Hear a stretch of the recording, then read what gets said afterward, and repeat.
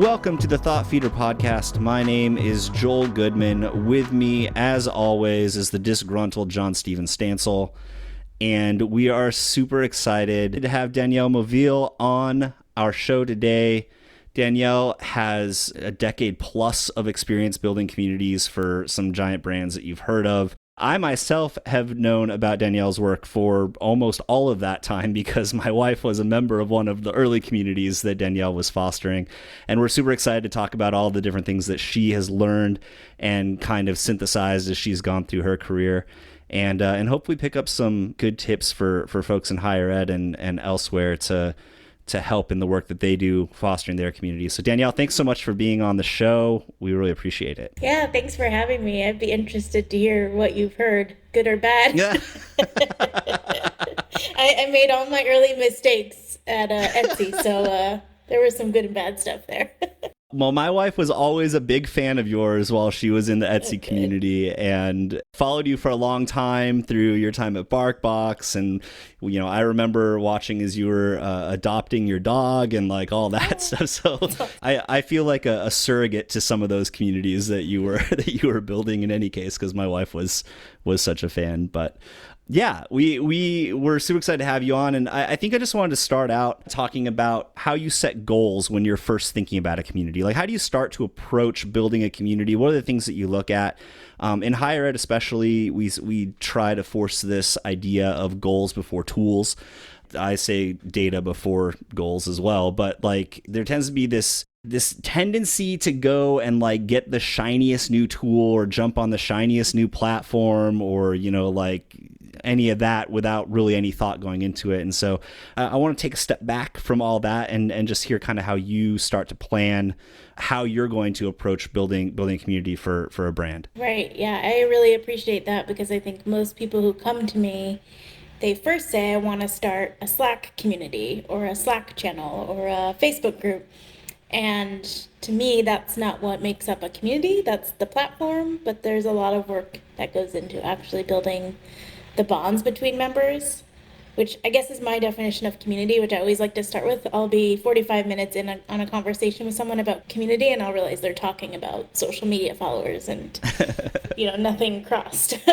So community to me is a bonded group of people. They genuinely care about each other, show mutual concern. And I'm really obsessed with a type of community called a web community. So that's a community where we're not all bonded because we share the same interest or we follow the same central figure, but we actually are all bonded to each other in a myriad of ways. So there's a web of bonds between us. And that's actually one of the goals I start with. There's something called a sense of virtual community index. I just got sent this whole report on how you can measure this. So if you go out there on Google and search for this report, academic report on how to measure community, I realized even before I found this report, this was something I was doing. At Airbnb, we had something called a host-to-host connection index. And we had to use surveys to understand how connected people felt to each other in the community. There's some other hacks you can do to measure that, like how many private messages are being sent between members, how many people are showing up to events and repeatedly showing up. So that connection, I think, is an important goal to have.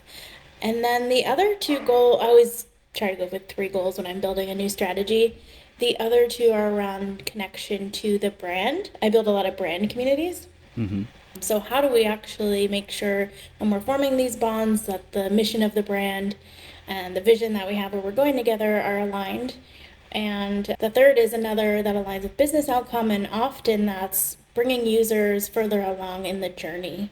So at Etsy, how do we get someone to go from a new Etsy seller to that quit your day job stage where they are able and know all the tips and tricks to do to optimize their shop so that they can be a full-time member and the community is actually supporting their growth along the way. Yeah, that's awesome. And I think that's something that definitely applies in higher ed as we try and build communities from our incoming freshmen. A lot of universities have Facebook groups for that, or all the way through, alumni communities and fostering those. And I totally agree with what you said. It's about those interrelations and kind of sponsoring that. So how do you think, we as a community moderator or somebody working in building communities can sort of foster that growth and that connection? I think first you have to create the space for people to come together, and it's got to be a safe enough space that people go from their public self to their private self.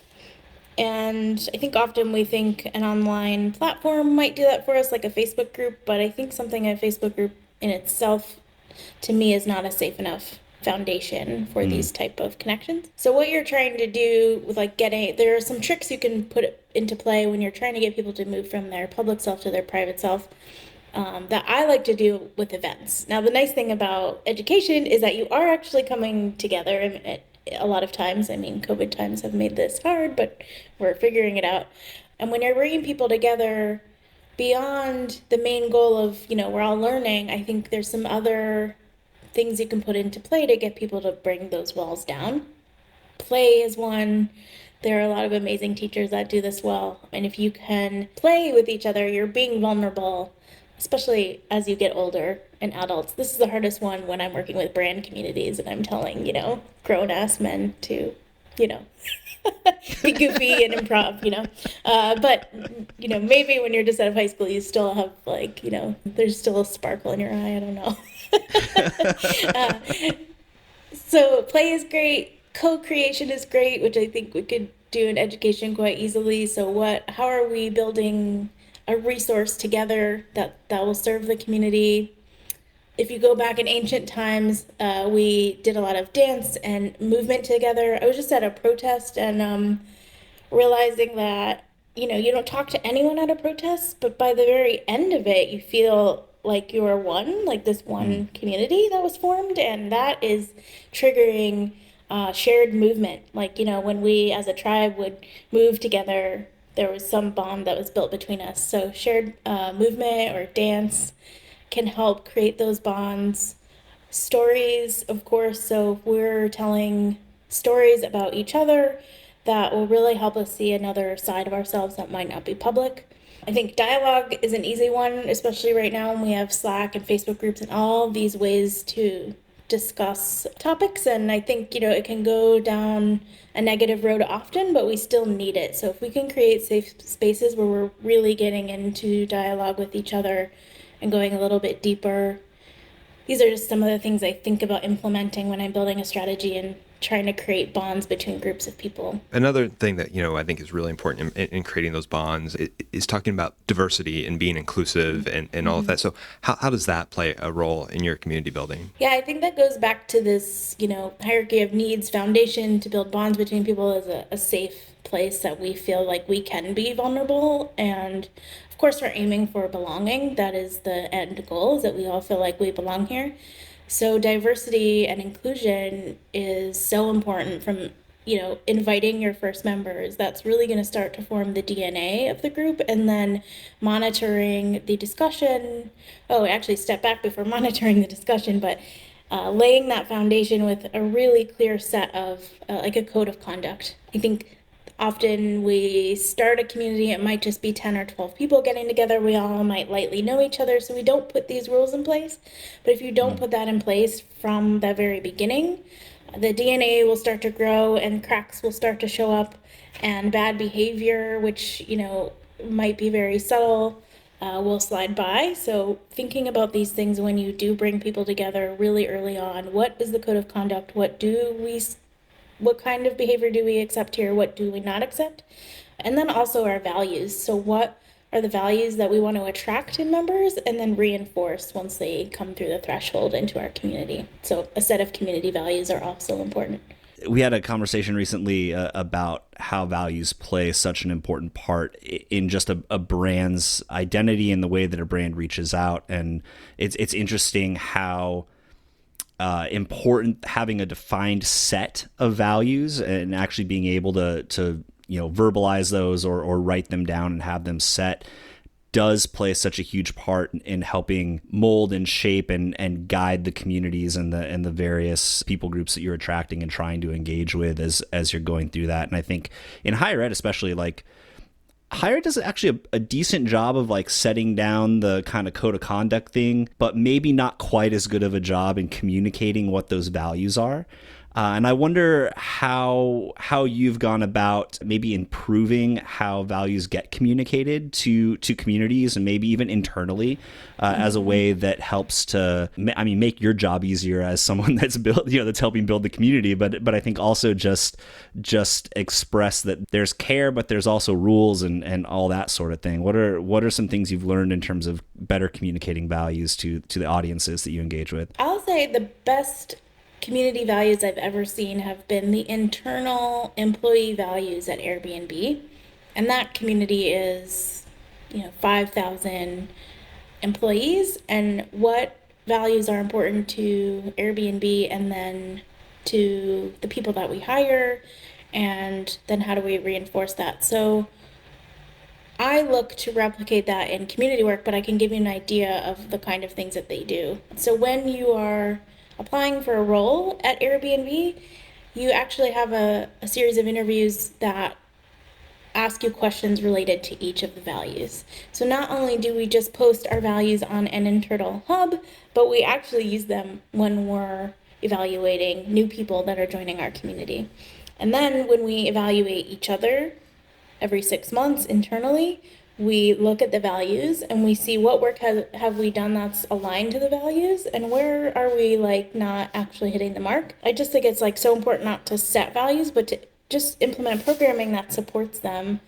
There's also ways that we would recognize each other and give each other tokens, which is a community tool. So a meaningless gift that is aligned to a value and then like creates meaning for me. So these are the kind of things when I'm building communities now that I look at. I have this idea for a Slack app that you set your values and then you have a Slack emoji related to each value. And then the community, when they see the value exemplified out in the wild, they can receive Slack emojis as tokens to support that behavior. Yeah, that's incredible. And I think that's one thing, one thing I want to clarify, we already touched on a little bit earlier, is about, these not just being a platform. I think one thing I've kind of been on my high horse lately about is like just telling all of your employees to like tweets and like content is not employee advocacy. It's not building a community. Just posting a group photo of your community isn't building a community. Mm-hmm. But I can say that till the sun sets, and that's me saying this is what it's not. What does that look like platform specific to? Like, what do these communities look like on various platforms? Yeah, I think that's important. And also building, so you have this set of values. What I've seen happen a lot recently is communities that have to go back to the drawing board and look at their code of conduct and look at the values. And I think it's important to have programming that supports these things, but it's also important to be flexible and understand where you might not have had all voices in the community give input, and now it's time to go back to the drawing board. How do you see the interplay between how an organization's like internal values apply to how they reach out to the general public or to external constituents? And do you have any good examples of those? Because I think we could come up with a ton of bad examples where there isn't enough like personal internal value to an organization to make it something that feels very transparent or genuine, I think, to their external audiences. Basically like employee versus customer, I guess would be the most general side of it. But have you noticed a difference between maybe how purposeful an organization is internally with their values and how much better they're able to engage their external audiences because of that? Yeah, I think Airbnb's values are so permeated into the employee's experience that it actually naturally becomes part of the work and decision making. The values are reflected of the mission, so every partner is aligned with the mission. And what's kind of nice is when you have this sort of rubric values, if somebody is even slightly like 10 degrees off, there's not only one person that notices, but it's like a whole kind of shift, in energy. Everyone's like, what is going on over there? And I've actually watched it happen where it's like, we're planning this big event and these are the people that are going to show up. And I haven't even had to say anything, but I've sort of watched. It might be like a new person or like a wrong hire or something. But that project find a way that it hits a wall. So if the values are strong enough and we're supporting them and we believe in them, and it's not just something that we post up in on our internal hub or external hub, the community self-organizes and really understands what behavior is right and wrong, and that will bleed out to the external facing marketing or media or partnerships. Things like kind of fall in line, at least for the most part. You're always going to slip through, but we learn from that. Do you find that different outposts that communities set themselves up on, whether it be different social media platforms, or maybe it's different forums, or kind of like when you have community members that are off kind of representing or maybe misrepresenting what your internal values are on other places, do you find that those people need different needs in different places where they're representing your community? Or do you find that kind of self-organization and, I guess, I don't know, organic value set goes and works itself out in the various places? I think that's one of the biggest challenges that we have, is that communities you're not necessarily just like, putting the community inside one bubble. It's right. All these community members go out and become representatives of what you're doing in all the various public spaces that they inhabit.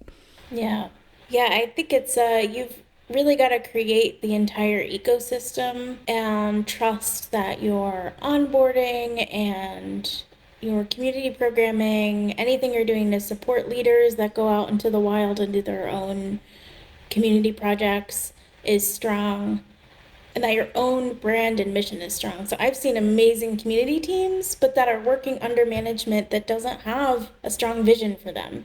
And then the leadership will say, oh, you're, actually not supporting a business goals or business outcomes. And then we see people out in the community not representing the brand in the way that we want, but we didn't get that focus from leadership.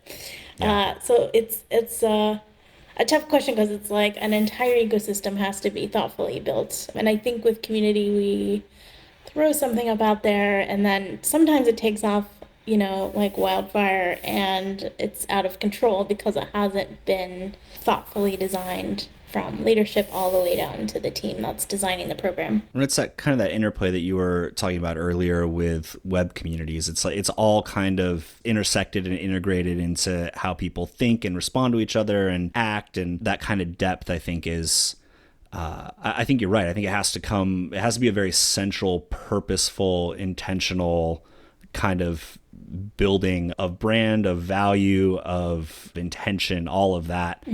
We look at that. I mean, JS and I complain about that in higher ed a lot, is that we complain about a lot in higher ed. We complain a lot. We complain about higher ed a lot in general. But this in particular is, I was actually having conversations about this week with some higher ed leaders, but especially with the challenges that have happened with COVID, and I think a lot of brands are facing this as well, brands in general. It's that if your brand doesn't have a clear purpose, a clear set of values, a clear message, you're competing with a lot of other people that are probably doing something very similar to what you do, if not exactly the same. And if their brand promise, their messaging is just a little bit more well-defined, then you're potentially in trouble. And I think that, when we talk about communities and internal communities, how that extends out to external communities, it's the systemic nature of large organizations, really. Okay. We talk about the systemic problems in higher ed a lot, because I think a lot of times, leadership is very concerned with kind of this more traditional sense of, higher ed is about educating people and that's it. But in the modern world, it's also about brand. It's about what your intentions are as an organization and institution. It's about the values that you hold and your internal community holds. And I think a lot of student affairs pros see this. So the people that are actually, they're on the ground building communities with their students, with the students on campus. They're doing the programming inside of their residence halls and that sort of thing. And even they, I think, going back to your example of teams that are, very talented at doing community work, just not having leadership that understands it or really gets it. I think that's a common problem in a lot of industry just in general. Are there? I mean, are there other repercussions that you've seen or noticed that kind of stem from this systemic issue of maybe leadership not being quite in tune with the importance of being intentional and being very clear with how their communities are built? Yeah, I think what you were saying made me think about how important it is for a brand or organization, if they're building community, that they aren't building a space for their users, their members, their students to bond and gather and have fun and build friendships. Yes, that's great. That's what community is. But right now, anyone can build a community. There are free platforms out there, and I can build a group for myself. So why am I doing this here? How is this aligned with the mission? How am I being part of one community, which is the brand organization and all the students, members, users? How do we feel like we're one community going one place together? So if leadership is not in tune with community programming and with the community, they will go off somewhere else, and someone else will come on by and swing and pick them up because they will have a mission. So I've built really powerful feedback loop programs through community, which has been the most rewarding part of my work, where we are collecting stories from the community and sharing them with the team internally. And we're able to go back to the community and say, because we deeply understood you, because we are so close and aligned and are connecting so often, we were able to give these inputs to the team, and here is the impact that it made and how we're getting closer to our mission because of this work we do together. And so if there's that disconnect and like, this is a program that lives in a Facebook group and that's it, yeah, I don't think anybody will be that excited to hang out there for too long. Yeah. Yeah, I want to like shout that from the rooftops of like, especially when we get feedback from students on social media, that they know that not only are we listening, we are implementing, we are taking into account what those feelings are, and just like you said, there's a million places that they can start groups, like they can have their communities in all sorts of other places. So why would they if they join this online community that's not really paying any sort of attention to them, when they could go off and have their own, set their own community values and have their own standards and not come to ours. So one of the I think the toughest things in building a community and managing a community is when you have those toxic community members, right? Recently you sent out a Substack article on this and about time you had to deal with a toxic community member. So would you mind talking a little bit about that and how to handle those voices? Yeah, and this is the toughest part for me, and actually probably why I'm not the kind of community manager that manages forums. I don't have the patience for it, unfortunately. I build the programs. I let someone who's really good with people manage those tough conversations, but I have learned a lot along the way. I think in that article I talk about how we had some pretty toxic members in an early community that I built. They were very vocal about changes that they thought would negatively impact them and others. And they also ended up turning on other members who were not on their side. So it became a really toxic environment. And what I did, when I did this, I thought it was wrong. But when I look back, I realized it was right. So I removed the members completely from the community. And they went off and created their own website dedicated to how much they hated the community. And for years, I thought this was like the worst thing that I did. And it really created this space for trolls to go live and be anti our community. But what I had realized in my wise old age was that I actually had kicked these people off the island, and they were on their own raft, shouting and raving and ranting and sharing their theories. And they were doing that off of the platform onto this like little, blog spot, part of the world that no one else would find. And at the time it was the worst thing I've ever done. And now I look back and I'm like, oh, great, I just sent them off. And they actually attracted more toxic members to them. So I think looking back, how I might have stopped that from even gaining the momentum that it gained was be much more decisive. And I think what was hard for us is actually at that time, not a ton of people 15 years ago had years of online community management experience. You know, we didn't know really what we were doing, and we were young kids, which was pretty funny. You know, this was at Etsy. I'll just say it's publicly on my newsletter, but we were a bunch of 20-year-olds running this marketplace, and you know, we would get slack on that from members who were 30 and 40 years old. You don't know what you're doing, blah, blah, blah. And it was pretty funny. I'm like, well, who else is going to be doing this? No one else is going to quit their day job to work in this empty warehouse in Brooklyn. That's like a 40-year-old professional. So sorry, it's us.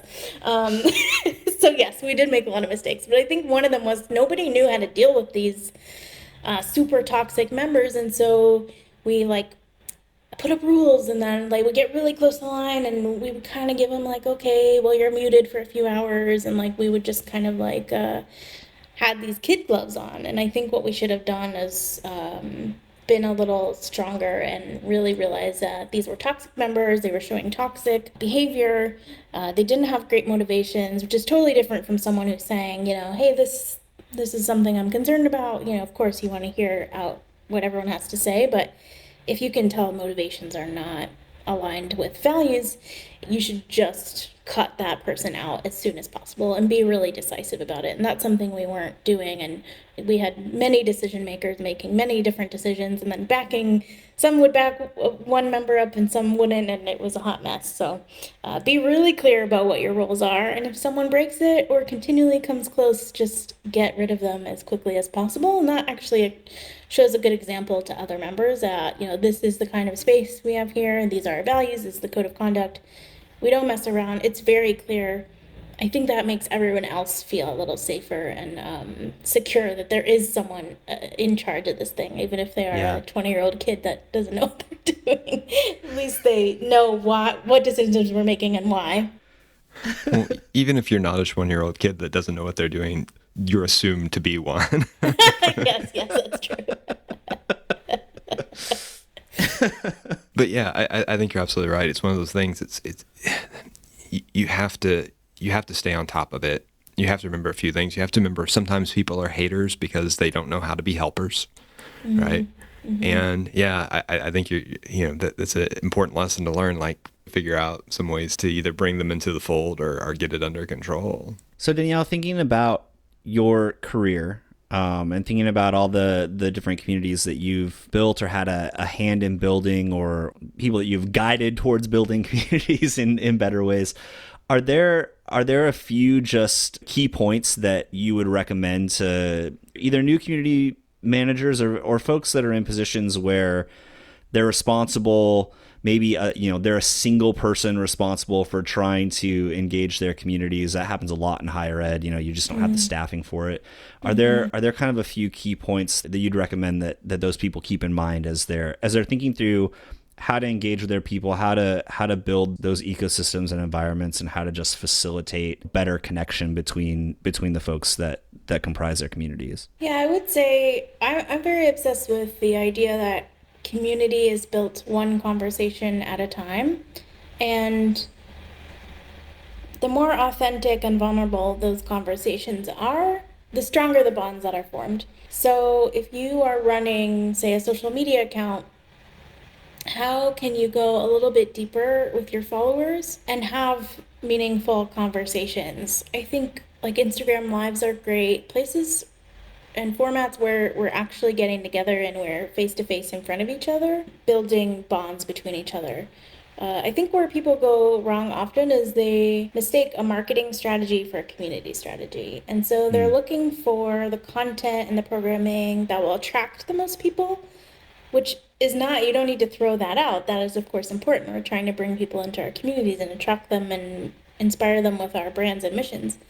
But then once they're cross the threshold into your community, you also need to think about programming that's going to connect them together, make them feel like they're tied to each other and closer to each other. I mean, we talk all the time about loneliness, the loneliness epidemic, and if all of us could shift, 30% of our marketing and awareness focus to connection and what are common challenges our communities facing, and what kind of programming could we create to bring them together to deal with these things together. I just think we'll be a more connected, bonded society if we can turn some of this social media and marketing horsepower that we have to, real human connection and conversation. All of our conversation today has made me think back to when I was in grad school. So I did an online program. I was living in Chicago, did an online program through University of New York, and I just remember feeling super alienated as a student, as a full-fledged student, paying them a lot of money for a master's degree, because they didn't know how to bridge those gaps between their on-campus community and their online folks. And it's like, all we had as online students were kind of your typical digital LMS with forums and everything else, but it was just these little things where I would get so angry because they'd have a great speaker coming to campus and they wouldn't even live stream it for us, or they wouldn't record it and give us the videos later, and we'd still get the emails as students Nice. all across the country and all over the world being like, I'm not flying from Chicago to New York City, every week. One, I'm poor because I'm paying you tens of thousands of dollars for this degree. Like, I'm not going to fly to New York to see this colloquium. Like, at least record it. Like, why weren't we given the same opportunities to be a part of it? And one of the things that I've thought about since then is this was I graduated and I got my master's degree in 2012, so it's been 8-ish years. One thing I've been thinking about is a lot in our specific industry of higher ed is how institutions can start to bridge those gaps and make these people that are supposed to be members of a community actually feel like they are, and not necessarily have them separated by the location that they're in and that sort of things. And I think with all of the tools, and I think with all the expertise in fostering those communities that exist with people like you, Danielle, there are definitely ways that universities can start to do that. Or I think any organization that has sort of a temporal audience or a temporal community, as well as like a digital only community, there are ways to make those people feel like they're connected to each other. The internet is not a separate place, right? Like, it's been a refrain for a decade for me. Like, we're not somewhere else because we're on the internet. We're in the same places, and it's just another way for us to build those connections and communities with each other. And so I want to say thank you for being on the show and having this discussion with us, because I think it's something that's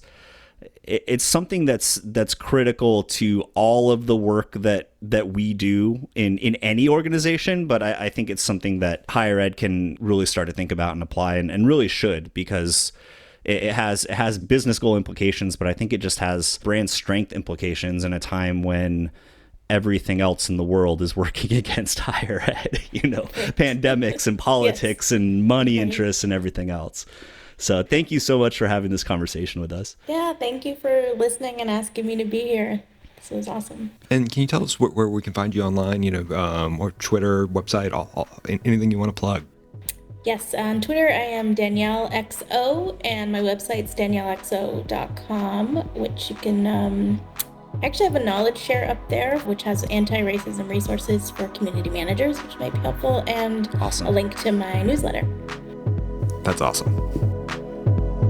Thank you so much for listening to the Thought Feeder podcast. If you would like to subscribe to our podcast, you can do so at thoughtfeederpod.com. We're also on Apple Podcasts, where you can leave a rating or review. You can follow us on Spotify, and you can find us probably in whatever podcast app that you use. Our website also has full transcripts of every episode that we've had, which I believe we're up to almost 30 at this point. There's a lot of content. Go listen to it. Once again, we want to thank Danielle Maveal for being on the show today. Danielle, thank you so much for being with us and having this great discussion. Thank you guys for having me. This was great. Thought Feeder is a production of University Insight.